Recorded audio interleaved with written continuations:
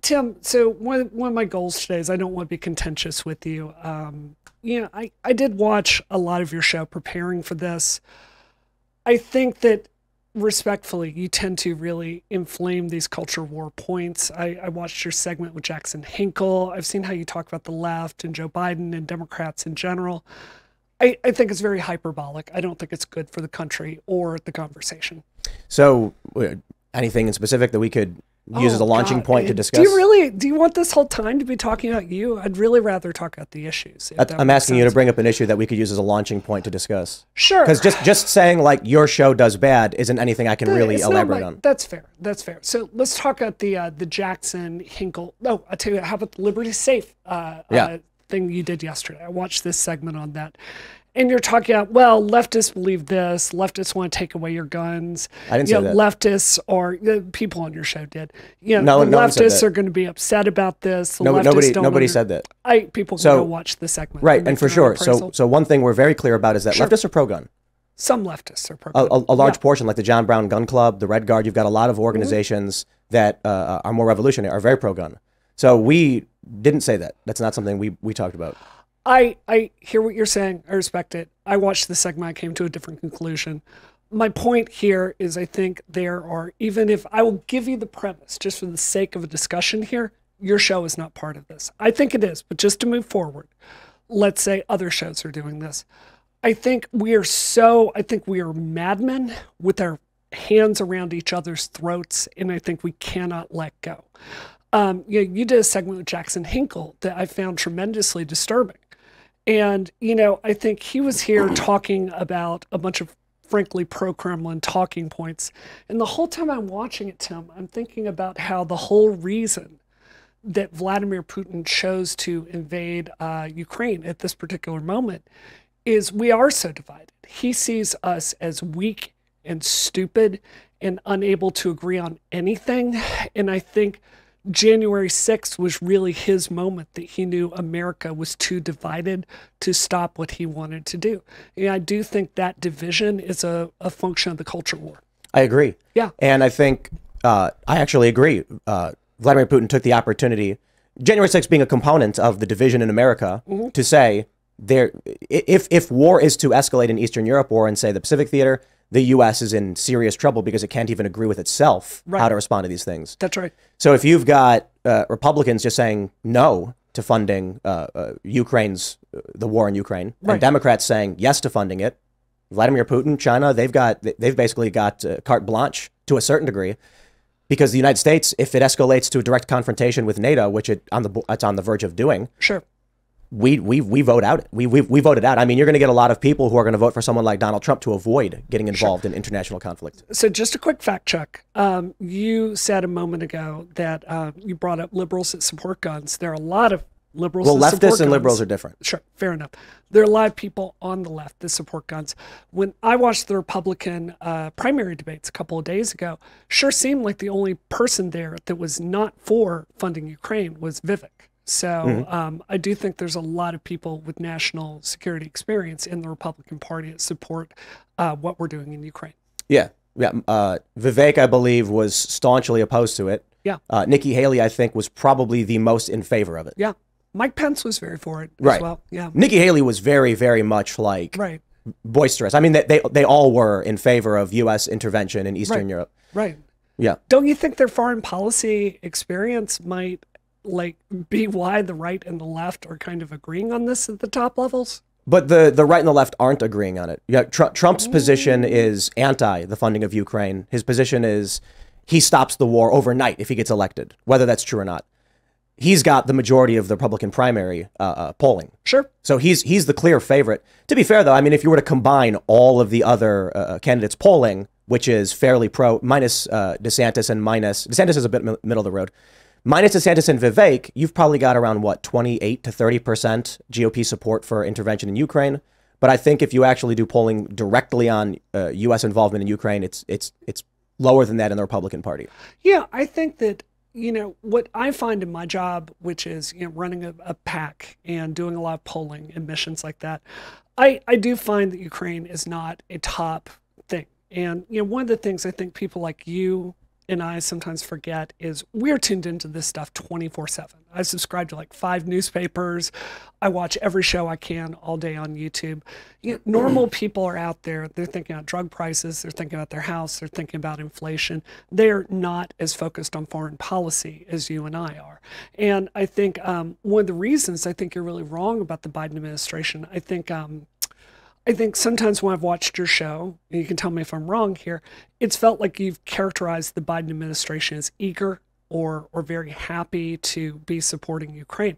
I think from the Biden administration's position, every single presidential administration since George Bush has wanted to do a pivot to Asia as far as our foreign policy. There's a whole world out there besides, the Middle East and Russia, and they've wanted to look at China, which I think both you and I would agree is an increasing threat to the national security of the United States.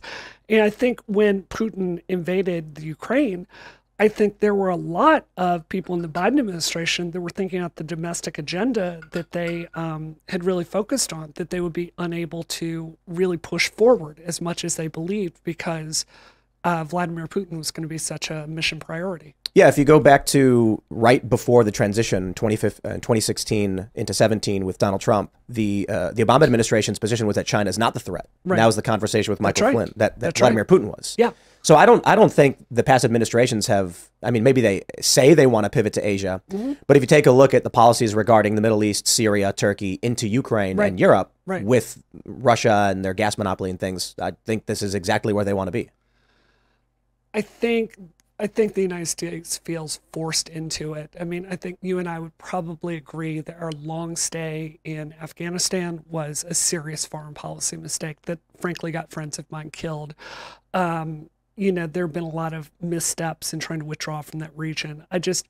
My main point here is I feel like you've mischaracterized what the Biden administration wants to be focused on. I think this is something they feel forced to focus on. That's fine, but that's an opinion based on the assessment of facts. Sure. So if we're looking at a Biden administration that's put a $250 billion into $250 billion, right, into Ukraine, to that conflict specifically, and if you take a look at the history going back to the 2000s with policy on Syria, the Qatar-Turkey pipeline, Gazprom, etc.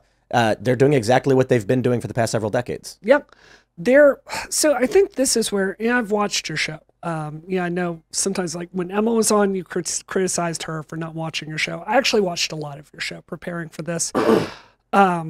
So I think one of the ways that I would differ with you is I think generally speaking, directionally, when I've watched your show, I feel like you feel the United States is strongest when we withdraw from the world and we are not an active participant in geopolitics. Well, I mean, hold on. Saying if I'm mischaracterizing you, please let me know. Yeah, saying putting $250 billion into the Eastern European war front when we're not prioritizing, say, like lead pipes in Flint, Michigan, is 100%. Right. So how about before we decide that we're going to fund Ukrainians in their war with Russia, not even a NATO nation or an EU nation, I mean, why don't we help the people in Newark, Pittsburgh, Flint, etc., who have lead in their pipes and their kids are dying? Why don't we? How about we get universal health care before we go to war? Look, I'm 100% with you. There's no excuse for us having failed on that. Just as a fact check, it is factual that many of the weapons that we have sent to Ukraine were sitting here in the United States in warehouses. There was a huge cost to us keeping that and maintaining it. And many of them were scheduled for decommission anyway. And there's an under-discussed fact that in many ways we're getting rid of these things that we were going to have to take apart anyway. And there's a cost savings there.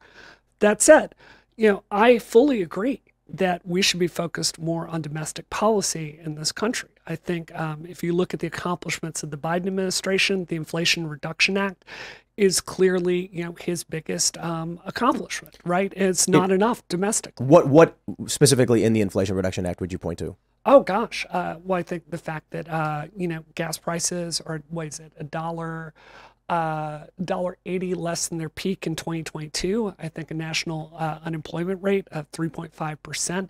The United States is not the only country in the world that has dealt with inflation, but I think we have gotten it under control faster than other developed countries. I think it's been a good success. I wonder though, it's hard for me to give an assessment on that considering COVID overlap between the Trump administration and the Biden administration. So setting a metric on how much we've improved is difficult considering COVID lockdowns. I agree. And then, and just to add on to that, I think if the Biden administration continues to say the economy's good, the economy is good, more Americans are working than ever before. Can we swear on this show? We try not to, but if you do, it's we're whatever. Effed. We're effed if we continue down this path. People don't feel that way. People feel like things are getting worse. That's right. And now you've got, I don't know exactly where we're at with the Fed raising interest rates, but it's getting quite alarming, in fact. And I'm wondering if, as student loans start kicking in, the people who haven't been paying over the past several years are not going to be able to start paying now. I agree. So it doesn't seem like, whatever the Inflation Reduction Act may do, I do think the name is one of those, right? They give these bills names to make it look like, Patriot Act or whatever. Right. But I'm quite concerned about where the economy goes, and I'm not an economist. I can see what the Fed is doing, and I can see how, you got two big indicators socially, which is like Michael Burry saying, or the reports that Michael Burry took a $1.6 billion short against the U.S. stock market. Ooh, and he's the guy from The Big Short. Wow. Right. And so I'm wondering if he's looking at it similarly to how the housing crisis happened, in that the government gives out student loans to people who don't have a career, and there's no indication they'll be able to pay that money back. Yeah. And now with student loans kicking back in, we may be looking at something similar. Not the same, because I don't think they're doing student loan backed securities or anything like that. But when these people stop paying, there's going to be a hiccup, which is going to cause a serious issue. More importantly, to add to that, if young people can't buy houses, then the housing market ceases to exist. I mean, it's gonna plummet when we're looking at millennials into their mid to late 30s and they can't buy homes.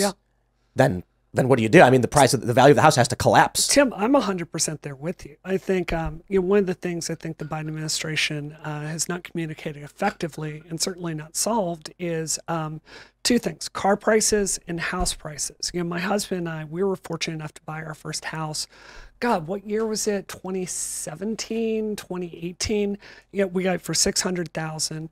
That cost, my house has nearly doubled in value, right? In those years. But is it really doubled? You know what I mean? It's certainly not worth it. It is a mediocre, like my own realtor, when we bought it, called it a mediocre, forgettable, split level in Dedham, Massachusetts. It's just a normal house. Like, it's great. I love owning a house, but it's not, a compound like you've got.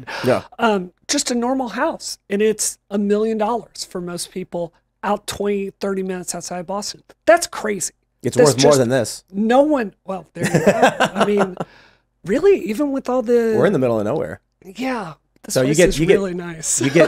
Yeah, to be fair, though, this is also modular. Yeah. Right? This was just like hodgepodge, connect the dots construction. Yeah. So the building that we're in, for those that are wondering, I think it's like 10,000 square feet. Right.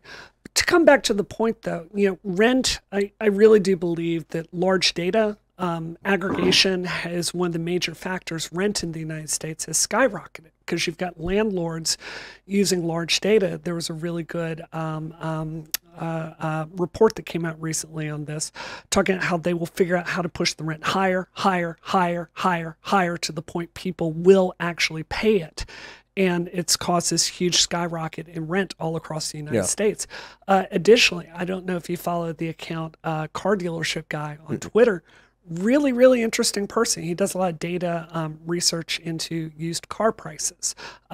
I collect and restore old Porsches, so I love this account. And he's talking about how you've got used car dealerships just absolutely folding in Florida right now. The prices have gone through the roof. The inventory is down, and you've got even wholesale businesses that cannot make any money from this. The United States you have to have a car to get around, and just normal people are priced out of it. This is not tenable. It's a house of cards. Yeah. I mean, maybe that's why Michael Burry is betting against it, because the value of something is what someone's willing to pay for it. Right. And what we have now is people are looking at houses and cars and they're saying, well, if they're selling it for this price, I'm going to sell it for this price. Yeah. And then people don't buy it. Right. And, so interestingly, at the same time, inventory is low. Yeah. We went to go look at used car because we have guest transportation, and we go to these dealerships and they're like, we have 2 vehicles available. I'm like, what? Yeah. We had to go to like 5 different dealerships until we could find something. We ended up buying one. And I'll spare the auto manufacturer, but it was a piece of garbage we lost a ton of money on because it kept breaking, and we're struggling to find a vehicle. Prices are through the roof. It's crazy. And we're a company that can afford to do this. I don't understand how whatever the system is persists as it is. You look at things like Uber, with how many people, you're not making a living doing Uber. That's right. The cost of wear and tear on your vehicle, you're probably making a couple bucks. I think New York Times said it was like a couple bucks an hour. After you pay for your gas, you pay for your brakes, your tires, and all the damage to your car. And then the intrinsic value of the car is decreasing because you're driving it too much. Right. But there are people who think this is short-term cash. Right. So all of that, especially with housing markets, oh man, don't get me started on like Airbnbs and everything. I hope this is not doxing anything, so you can edit this out if it is. Well, it's live, so. If you come to Tim's house, he has a beautiful 1980s Pontiac Fiero in the driveway. So That's my brother's. You got to fix that thing up, man. My brother's got two. I know, it's gorgeous. This is the car in Fast and Furious that went to space. So please, if I ever come back here, like, I will go help your brother in the driveway. We will get that thing running. You can pick me. Oh, they run. That next I time. think one is like, he's got two. One's green, one's red, and It's so gorgeous. One's perfectly oh fixed my up. God, that's a great car. But well, let's do this. Let's we agree on a lot. Let's talk about where the disagreement comes in and how the concern, I suppose, is as tensions escalate in this country in scary ways. Many people believe it all started with the first big battle of the culture, whatever you want to call it. You mentioned you were a 4-star general. Is Gamergate? Yes. Retired. Yes. Yeah. Gamergate is really interesting, especially the differing views on what it was. So maybe we'll start with that and we'll quickly move forward. I don't know if you wanted to chime in. I've talked too much. Why don't you go, Alex? So, God, Gamergate is not something that you can simply you can't simply describe it. It's too amorphous, vague. I would say so. Nebulous. Well, not so much vague. It's just there are clashing narratives about what it is.